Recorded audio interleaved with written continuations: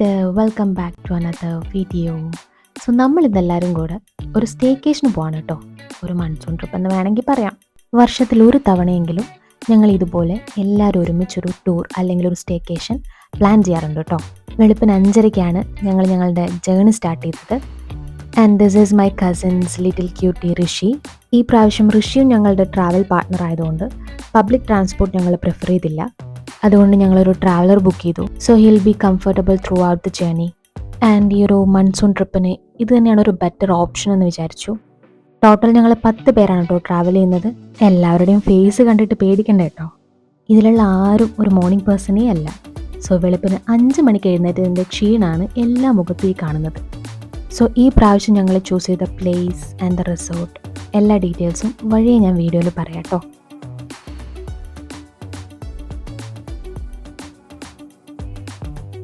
9:30 ഞങ്ങൾ മലപ്പുറത്തെത്തി. രാവിലെ ഒന്നും കഴിക്കാതെ ഇറങ്ങിയതുകൊണ്ട് നന്നായിട്ട് വിശക്കുന്നുണ്ടായിരുന്നു. So we decided to had our breakfast at ഡിലീഷ്യ.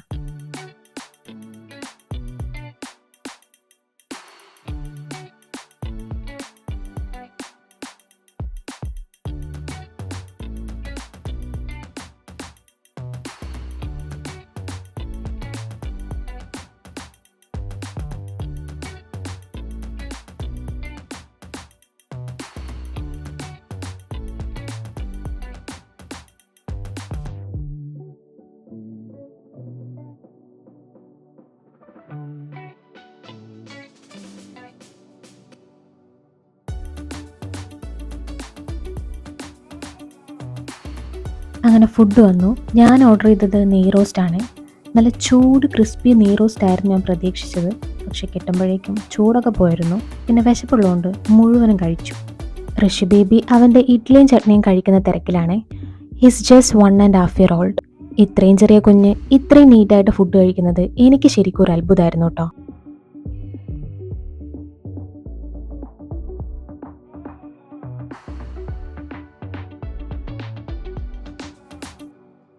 After breakfast ഞങ്ങൾ വാഷ്റൂമിൽ പോയെന്ന് ഫ്രഷനപ്പായി. ഈ ഹോട്ടലിൻ്റെ പുറത്ത് കുറച്ച് സീനറൊക്കെ ഉള്ളതുകൊണ്ട് we took some pictures of Rishi baby and he really enjoy his personal photoshoot.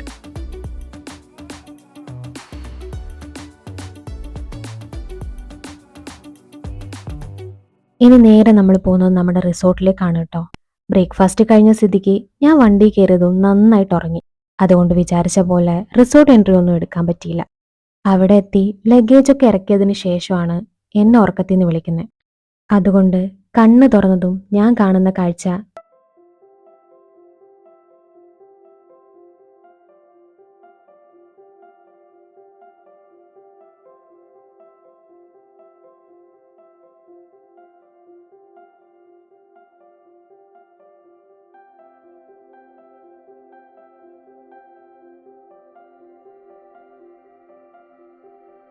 നമ്മളീ പ്രാവശ്യം വന്നിട്ടുള്ളത് മലപ്പുറം ജില്ലയിലെ എക്സൈറ്റ ലക്ഷറി റിസോർട്ട് ആൻഡ് സ്പായിലാണ് കേട്ടോ. പെരിന്തൽമണ്ണയിൽ കൊടികുത്തി മലയുടെ അടുത്തായിട്ടാണ് കേട്ടോ എക്സാക്ട് പ്ലേസ് വരുന്നത്. And to be honest it's a very beautiful place. നിങ്ങൾക്കത് ഈ വ്യൂ കാണുമ്പോൾ തന്നെ മനസ്സിലായി കാണുമല്ലോ അല്ലേ. പിന്നെ ഒരുപാട് എസ്തറ്റിക് കോർണേഴ്സ് ഒക്കെ ഉണ്ട് കേട്ടോ, നമുക്ക് നന്നായിട്ട് ഫോട്ടോസൊക്കെ എടുക്കാൻ. പിന്നെ അതെ കുട്ടികൾക്കായിട്ട് ഇതുപോലൊരു ചെറിയ പാർക്ക് കൂടെ അവർ സെറ്റ് ചെയ്തിട്ടുണ്ട്. ഞങ്ങൾ ആദ്യം ഈ ഔട്ട്ഡോർ സ്പേസൊക്കെ ഒന്ന് എക്സ്പ്ലോർ ചെയ്യാമെന്ന് വിചാരിച്ചു. ആക്ച്വലി ഈ കൂടെയുള്ളവർ ആരാന്ന് ഞാൻ പറഞ്ഞില്ലല്ലോ അല്ലേ. ഇതൊക്കെ എൻ്റെ കസിൻ സിസ്റ്റേഴ്സ് ആണേ. ഇതെൻ്റെ സ്വന്തം സിസ്റ്ററാണ് കേട്ടോ. ഞങ്ങളെ കണ്ടാൽ അങ്ങനെ പറയൂലെങ്കിലും അതാണ് സത്യം. ഞങ്ങൾ ശരിക്കും ചേച്ചിയും അനിയത്തിയുമാണ്.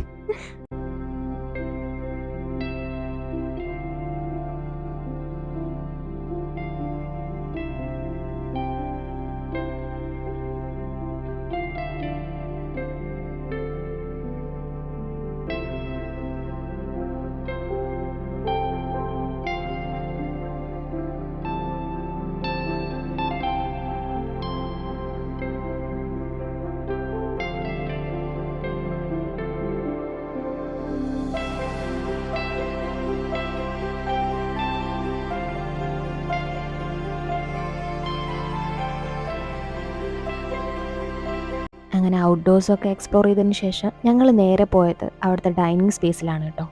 ഈ ഒരു സ്പേസിൽ നിന്നുള്ള വ്യൂയും അടിപൊളിയായിരുന്നേ. ആ തണുത്ത കാറ്റൊക്കെ കൊണ്ട് സംസാരിച്ച് ഞങ്ങൾ കുറച്ച് നേരം അവിടെ ഇരുന്നു. പിന്നെ ദേ ഞങ്ങൾക്ക് അവർ വെൽക്കം ഡ്രിങ്ക് തന്നിട്ടുണ്ടായിരുന്നു. സോ ഈ ജ്യൂസൊക്കെ കുടിച്ച് റിലാക്സ് ചെയ്ത് കുറച്ച് സമയം അവിടെ ഇരുന്നു. ഞങ്ങളിവിടെ 2 റൂമാണ് ബുക്ക് ചെയ്തത്. പക്ഷെ ആ റൂമിലോട്ടൊക്കെ പോകുന്നതിന് മുന്നേ ഞാൻ നിങ്ങളെ വേറൊരു സ്ഥലത്ത് കൊണ്ടുപോകാം.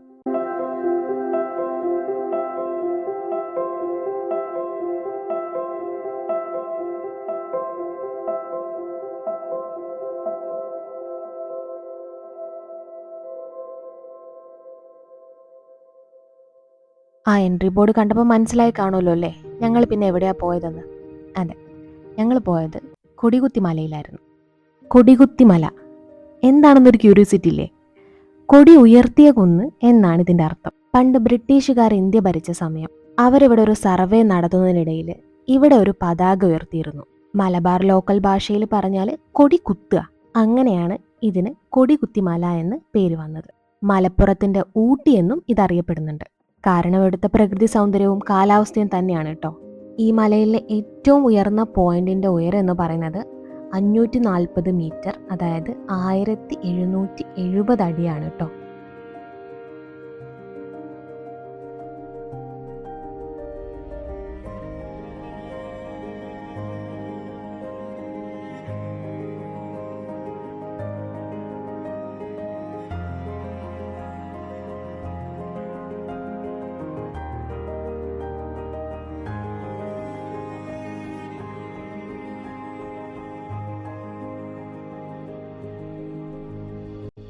If I am not wrong, ഒരു 2 കിലോമീറ്റർ നടന്ന ഒരു വാച്ച് ടവർ ഉണ്ട് കേട്ടോ. ആ ടവറിലോട്ടാണ് നമ്മൾ ഈ നടക്കുന്നത്. പോകുന്ന വഴിയിൽ നല്ലൊരു സ്പോട്ടൊക്കെ കണ്ടപ്പോൾ ഞങ്ങൾ അവിടെ കുറച്ച് നേരം ഇരുന്നു. ഈ നടത്തം കുറച്ച് ടഫാണെങ്കിലും ഞങ്ങളത് നന്നായിട്ട് എൻജോയ് ചെയ്തിരുന്നു. പിന്നെ ആകെ ഒരു വിഷമം മഴയില്ല എന്നതാണ്. ഞങ്ങൾ ആക്ച്വലി ഒരു നല്ല മഴ പ്രതീക്ഷിച്ചാണ് കേട്ടോ പോയത്. അതുകൊണ്ട് കയ്യിൽ റെയിൻ കോട്ടൊക്കെ കരുതിയിരുന്നു. മഴയത്ത് നമുക്ക് അങ്ങനെ റീലെടുക്കണം, ഇങ്ങനെ റീലെടുക്കണം, അങ്ങനെ ഒരുപാട് പ്ലാനുമായിട്ടാണ് ഞങ്ങൾ പോയത്.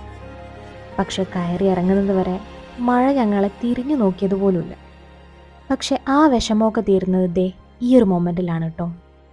ഈ ടവറിൽ നിന്ന് ഇങ്ങനെ ദൂരത്തേക്ക് നോക്കുമ്പോൾ കിട്ടുന്ന ഒരു peacefulness, it's really worth the hiking.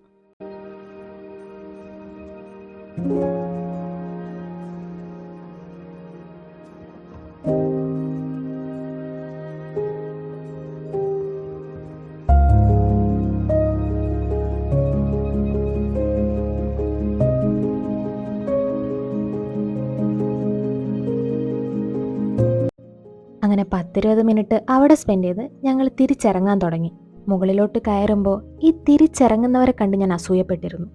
പക്ഷേ ഇപ്പം തിരിച്ചിറങ്ങുമ്പോഴാണ് ഇതിൻ്റെ ബുദ്ധിമുട്ട് മനസ്സിലാവുന്നത്. ഈ കൊന്നിറങ്ങാന്ന് പറയുന്നത് അതും അത്ര എളുപ്പമുള്ള ടാസ്ക് അല്ല. കയറുന്നത് പോലെ തന്നെ ബുദ്ധിമുട്ടാണ് ഈ ഇറക്കവും.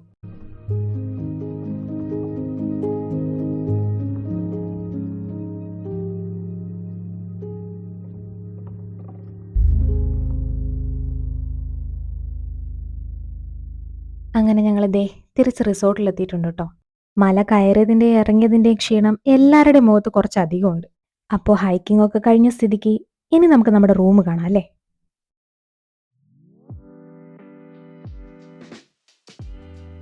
സോ ഇതാണ് നമ്മുടെ first room, the love nest. ഒരു ലക്ഷറി തീമിൽ സെറ്റ് ചെയ്തിരിക്കുന്ന ഒരു അടിപൊളി റൂമാണ് കേട്ടോ ഇത്. ഈ ഫ്ലോട്ടിംഗ് ബെഡ് തന്നെയാണ് ഈ റൂമിൻ്റെ ഹൈലൈറ്റ്.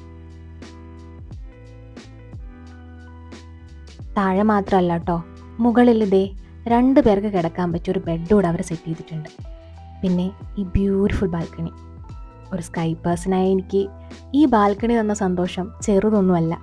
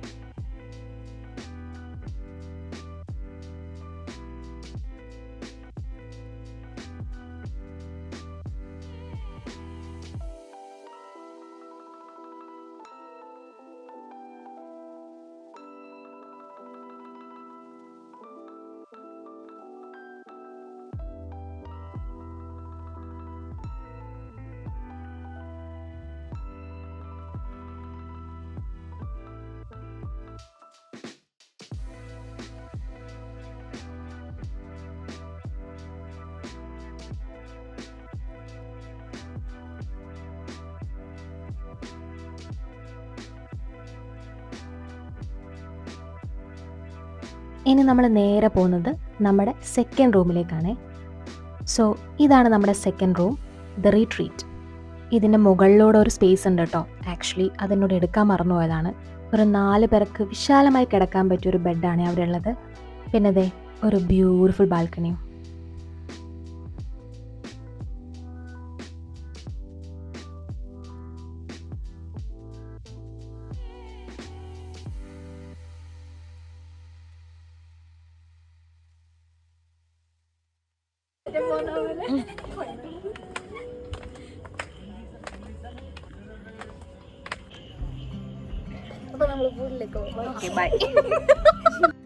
പറഞ്ഞ പോലെ തന്നെ ഞങ്ങൾ ഡ്രസ്സൊക്കെ ചേഞ്ച് ചെയ്ത് നേരെ പിന്നെ പോയത് പൂളിലോട്ടായിരുന്നു കേട്ടോ.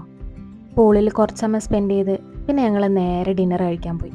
ഡിന്നറിന് പൊറോട്ട, ആലു ഭട്ടൂരെ, പിന്നെ കറി എന്തൊക്കെയായിരുന്നു എനിക്ക് ഓർമ്മയില്ല. കാരണം ഇത് ഞങ്ങൾ പോയത് കഴിഞ്ഞ ജൂണിലാണ്, ജൂൺ ഓർ ജൂലൈ. ഞാൻ എഡിറ്റ് ചെയ്ത് പോസ്റ്റ് ചെയ്യാൻ ഇത്രയും സമയം എടുത്തോന്നേ ഉള്ളൂ. കാരണം എൻ്റെ മടി, അതുകൊണ്ട് മാത്രമാണ് ഇത്രയും ലേറ്റ് ആയത്. സോ അത് ഞങ്ങൾ കഴിഞ്ഞ ജൂലൈ, ഐ തിങ്ക് ജൂലൈയിൽ പോയതാണ് കേട്ടോ.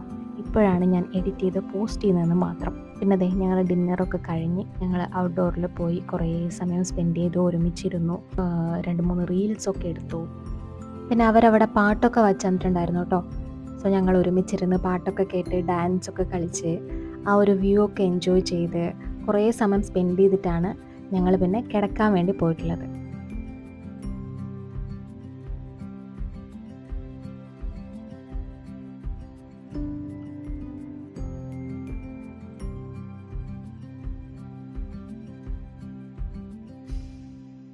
ഈ ഒരു മൊമെൻറ്റ് നിങ്ങളോട് എങ്ങനെ പറഞ്ഞു തരണമെന്ന് എനിക്കറിയില്ല കേട്ടോ.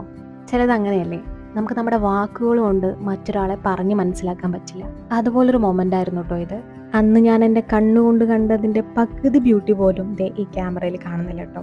അത്രയ്ക്ക് അടിപൊളിയായിരുന്നു ആ ലൈറ്റ്സും ആ കാറ്റും. ഒരുപാട് സമയം അവിടെ നിന്ന് ഇതൊക്കെ ആസ്വദിച്ചതിന് ശേഷമാണ് കേട്ടോ ഞാൻ കിടക്കാൻ വേണ്ടി പോയത്.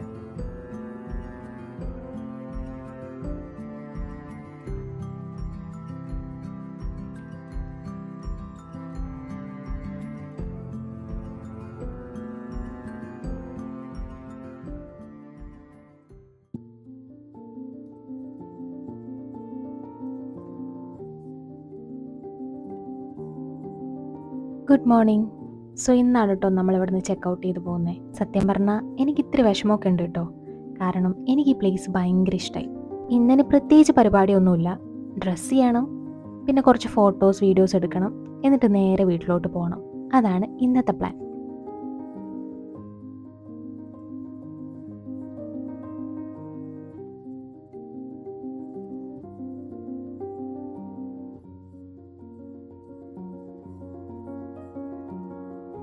സോ നമ്മുടെ ഫസ്റ്റ് ലൊക്കേഷൻ ദേ ഈ ഒരു ഫ്ലോട്ടിംഗ് ബെഡാണേ.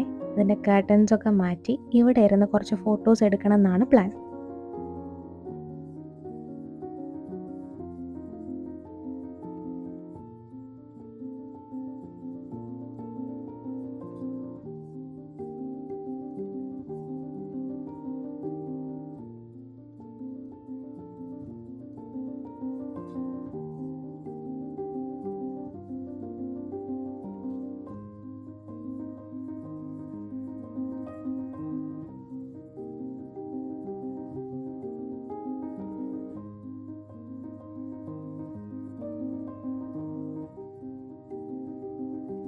അങ്ങനെ റൂമിൽ നിന്ന് കുറച്ച് ഫോട്ടോസൊക്കെ എടുത്ത് ഞങ്ങളതേ പുറത്തോട്ടിറങ്ങി. എല്ലാവരും ഫോട്ടോസ് എടുക്കാനുള്ള തിരക്കിലാണ് കേട്ടോ. ഓരോരോ കോർണേഴ്സിൽ നോക്കിയാലും കാണാം ഫോട്ടോ എടുക്കുന്നവരും ഫോട്ടോയ്ക്ക് വേണ്ടി പോസ് ചെയ്യുന്നവരും ഒക്കെ. ഞാൻ മുന്നേ പറഞ്ഞതുപോലെ തന്നെ ഇവരൊക്കെ എൻ്റെ കസിൻസാണ് കേട്ടോ. അതായത് അച്ഛൻ്റെ ബ്രദറിൻ്റെയും സിസ്റ്ററിൻ്റെയും മക്കളും അവരുടെ മക്കളുമാണ് ഇവരൊക്കെ. ശരിക്കും ഞങ്ങൾ സിസ്റ്റേഴ്സ് എന്നതിലുപരി ഒരു ഫ്രണ്ട്സ് വൈബാണ് കേട്ടോ. ഞങ്ങളെ കുടുംബത്തിൽ കൂടുതലുള്ളതും പെൺകുട്ടികളാണ്. ഇതിൻ്റെ ഹൈലൈറ്റ് എന്ന് പറയുന്നത് എല്ലാത്തിനും ഒരേ മൈൻഡ് സെറ്റും ഒരേ വൈബുമാണ്.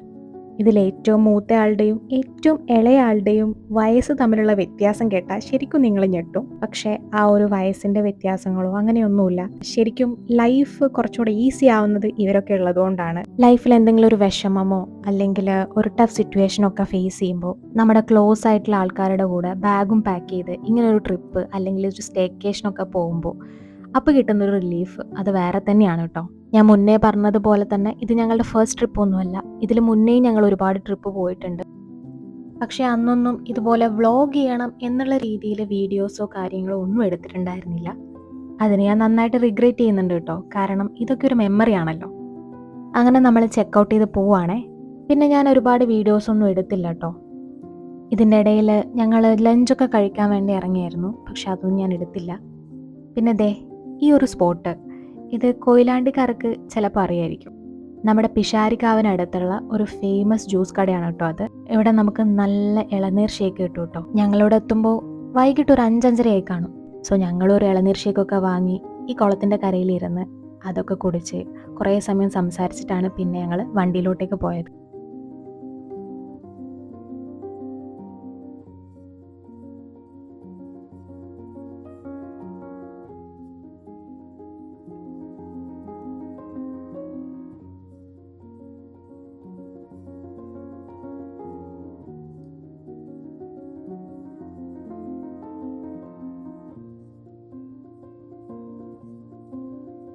അങ്ങനെ ഇന്നലെ തുടങ്ങിയ യാത്ര ദേ ഇപ്പോൾ ഇവിടെ അവസാനിക്കാൻ പോവാണ് കേട്ടോ. കുറച്ച് ദിവസങ്ങളായിട്ട് ഈ ഒരു സ്റ്റേക്കേഷൻ്റെ പ്ലാനിംഗ് ഒക്കെ ആയിട്ട് ഞങ്ങളുടെ ഗ്രൂപ്പ് വളരെയധികം ആക്റ്റീവായിരുന്നു. ഇനിയിപ്പോൾ ബാക്ക് ടു നോർമലിലേക്ക് പോവും.